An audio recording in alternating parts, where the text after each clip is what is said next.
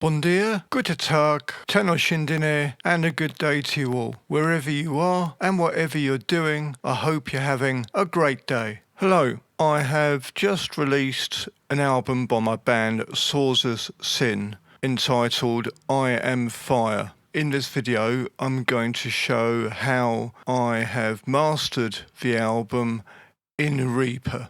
So if you're a Reaper user, this may be useful to you. Let's go, and I hope you enjoy. Okay, so welcome into my Reaper studio. We're going to be looking at how I mastered my album I Am Fire, which is the third track and the title track in the album. So first of all, what I've done is when I have, obviously this is a video for Reaper users, but I'm sure that you could follow along and do something similar in whichever DAW you use. I have 14 songs in this album, and what I've done, I have split them up into their own tracks. So I have 14 tracks. If I scroll down, there we go, all 14, and scroll back up. And the reason I've done that is thus. So if I click on this track here, I'm just going to go into what I have, and I have the same plugins on every track.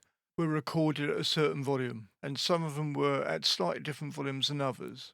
So what I've done, I've evened them up, because when you come to mastering, it's about leveling everything so it sounds similar, doesn't sound out of place, and there's some cohesion to it. And especially when you're mastering for physical media, as in the case here. This album has been produced and released on CD. And I have two plugins, as I've said, on each channel, and these are the plugins. Now, this is a Reaper plugin. Just comes stock with Reaper. It's brilliant. It's really good. You can, by the way, get these plugins as third-party plugins. Okay, so if you weren't aware of that, you can get them. I know they don't look flashy, but they do a brilliant job. Why pay when you've got something that comes with your DAW for free? So that's what I've done here. And then I'm using this free analyzer, loudness meter. This is the free version. It does everything you need it to do. Okay. So what I have done, you can see I've just taken a threshold. Now, most of these songs were exported individually at about -14 LUFS. So I wanted to just make it a little bit hotter for the CD release. So I've mastered every song up to about -12 LUFS. Okay, and I've used the meter to tell me where it's going, and I've adjusted the threshold accordingly. Plus, I have the ceiling at 0.1 at the end on the master track here, as you'll see. I also have, don't really need that one, so we can get rid of that. But this one here, I have another unit, but on the event horizon, I also have it on 0, but 0.1, just to make sure no peaks are coming through. Okay, so that is my process. That's what I'm doing here. And I've done the same on every track. So let's have a quick look at the second track here. So again, event horizon. Now you can see the threshold is different. So I'm doing it per track, and I'm adjusting it according to the level I see LUFS in integrated. This is the one you want to look at. Why don't we just have a little look at this? I'm going to click on here. I'm going to play through some of the song, and I want you not to look at the short term, not look at loudness range. These things are all great. This is the important one, integrated, because integrated will dictate the overall loudness of the whole song from beginning to end, and it will change as the song goes. But at the end of it, I want to see a reading of approximately -12.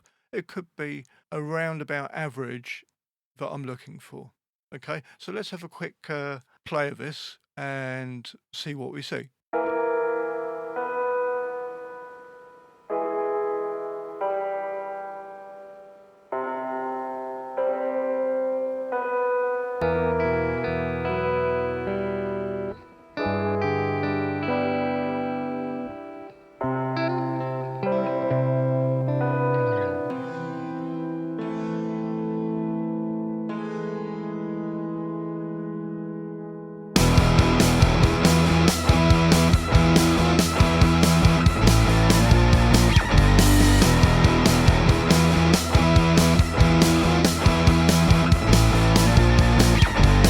I think you could see up here, if you were watching carefully, once the intro had passed and we came into this area here where you can see the volume's a lot louder, but there are still dynamics, which is very important in this day and age. I'm a big proponent of not killing your songs by overdoing it. Look at these levels here. This is the integrated, so this is so far in the song, but this is short term, so that's at that moment in the song. And you can see the difference in levels here. All right, so all of these are good to keep a look at. And at the very bottom, it tells you the true peak. Okay, so that is these little red dots up here. That's what this is. It's hitting 0.3. So I'm not clipping, I'm hitting the ceiling. It's set at 0.1, but it's not quite got there, but it's at 0.3. So all these things are important to keep a note of when it comes to mastering. And like I said, both these plugins are free, so you don't have to go out and spend loads of money doing it. I think I've explained that well enough. Hopefully you could follow along and understand what I was doing there.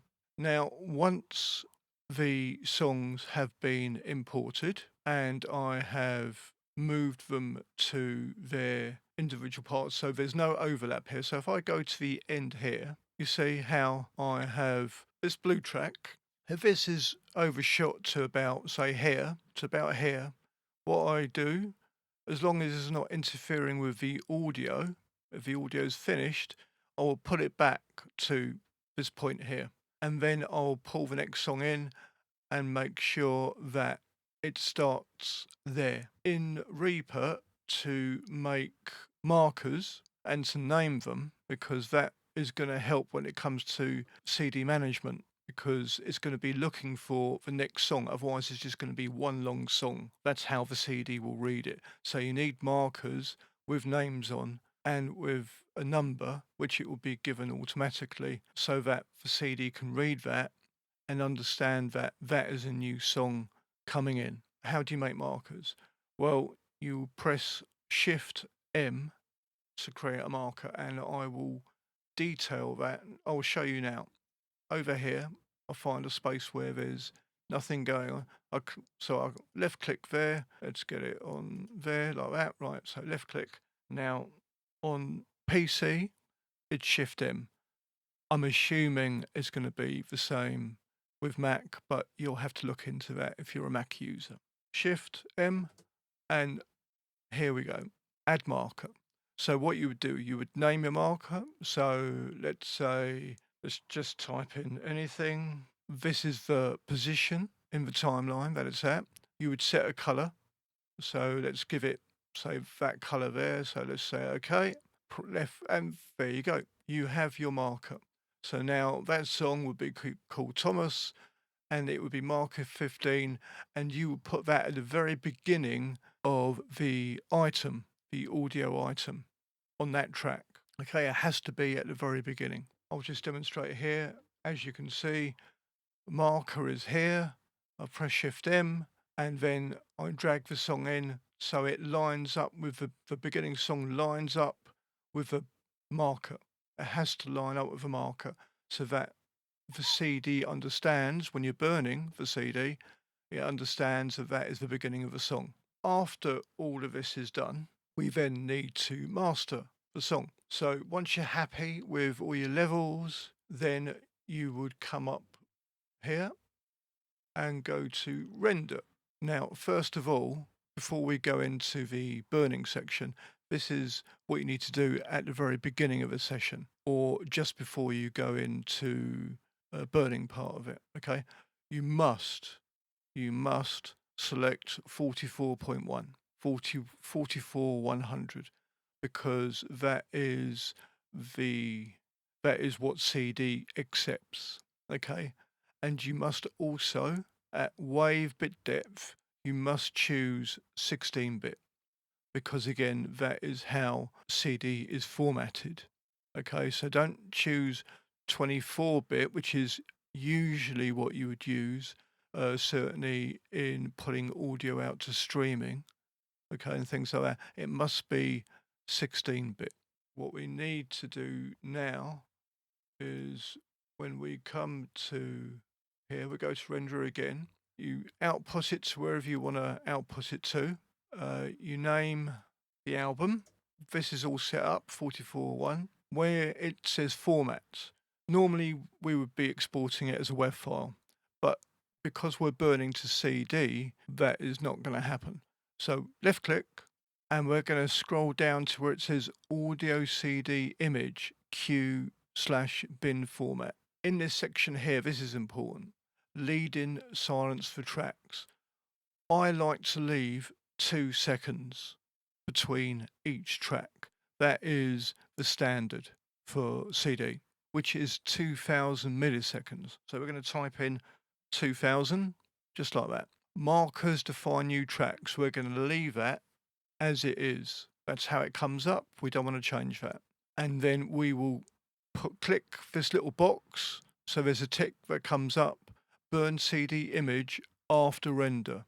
A good policy to have is to do a dry run in Reaper. If you've got different DAW, you'll have to work out the way that that works for your DAW. But in Reaper, we can do a dry run, which basically means we can see whether there's any clipping going on before we actually pull out the actual CD image. So left click,